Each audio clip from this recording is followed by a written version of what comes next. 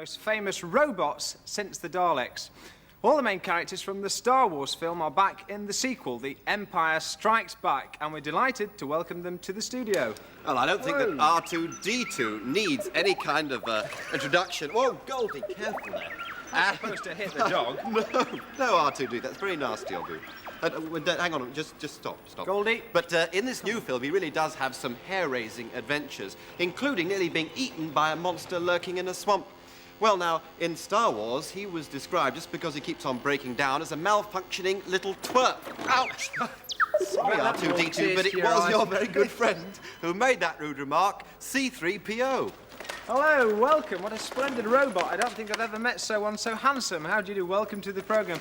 C-3PO is what you might call R2-D2's interpreter. And although he talks rather shakily, a little bit like a Dalek, he doesn't really speak in space language. And although they're both robots, they're rather more like crusty old men. They're a little bit tetchy and always arguing and falling out with one another.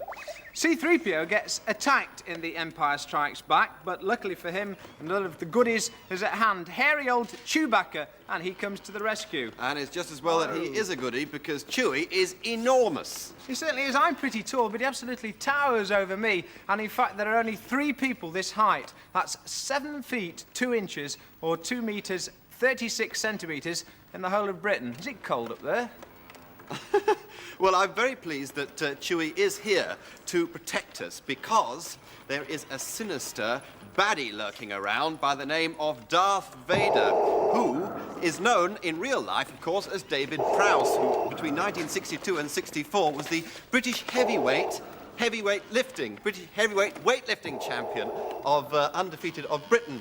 But in the film, of course, he leads the forces of darkness in their quest to take control of the galaxy. I think I want to go home. And watching that hair-raising sequence with me are none other than Princess Leia herself, otherwise Carrie Fisher, and Mark Hamill, alias Luke Skywalker. Mark, welcome back to Blue Peter. Thank you. Carrie, welcome to the programme for the first time. Thank you. Carrie, tell me, what was it like acting with robots? Well, it's a bit like acting with people, really, very, very human. I mean, some people are very robot-like and some robots are very human-like, so it was easy. Yes, they've got some smashing personalities in the film, haven't they, from the robots. What was the hardest part of the film for you? I think probably the carbon freezing chamber, which it says freezing, but it's actually very hot. It was about 100 degrees, and I'd sort of embrace Chewbacca, the Wookiee, and after about 2 hours in a lot of heat like that, he doesn't smell so nice.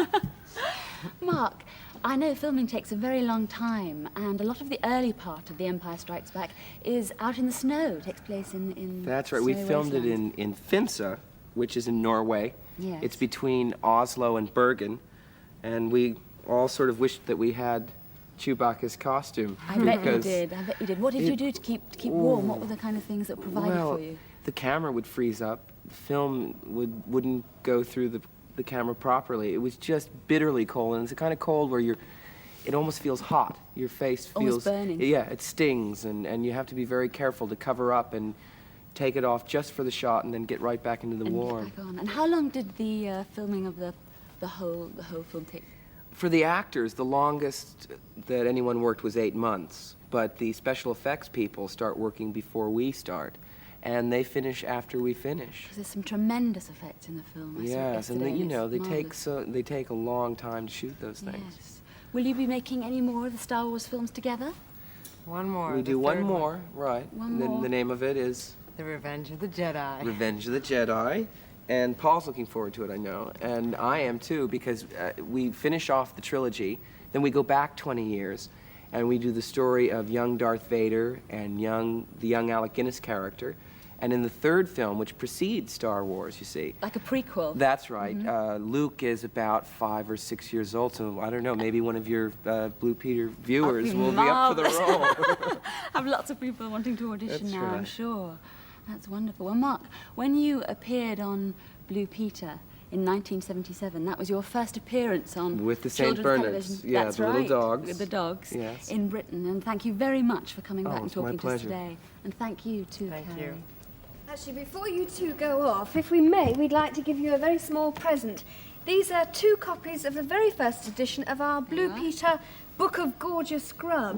And half the proceeds of the book are going to Cambodia. It's absolutely packed full of recipes, which are favourite recipes of our Blue Peter viewers, but there's one on page 57, which I think you two would find particularly interesting.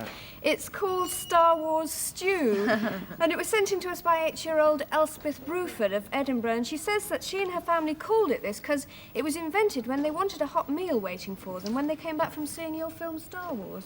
And now's your chance to actually taste some, because we've got some here, Carrie and Mark. I'm assured it's piping hot. It certainly smells delicious. It's the most wonderful mixture, I assure you. It's a mixture of sausages, baked beans, onions, tomatoes, sweet corn, chips, potatoes, and cheese. I don't think You're it's not weak having any either. eat for 3 weeks after you've had one of these. Here we Look, we've got serving spoons, no less. The rebels' favorite meal.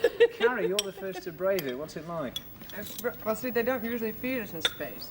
And Mark, you get to eat. We're so busy escaping Darth Vader. I only get Yoda stew. I've never had Star Wars stew before. Well, I tell you what, I bet when Carrie sent this, I mean, not Carrie, I'm sorry, when Elspeth sent this recipe in, she never dreamt that Princess Leia and Luke Skywalker themselves would be eating it. I'm sure she's absolutely thrilled. We won't be back on Monday because, of course, it's the bank holiday, but we will be back a week today on Thursday, and we'll have another world-famous personality with us, Robin Cousins. And we'll all be kneeling down on the studio floor, putting together a 1,150,520 piece pavement. So we'll see you Thursday. Bye. Bye.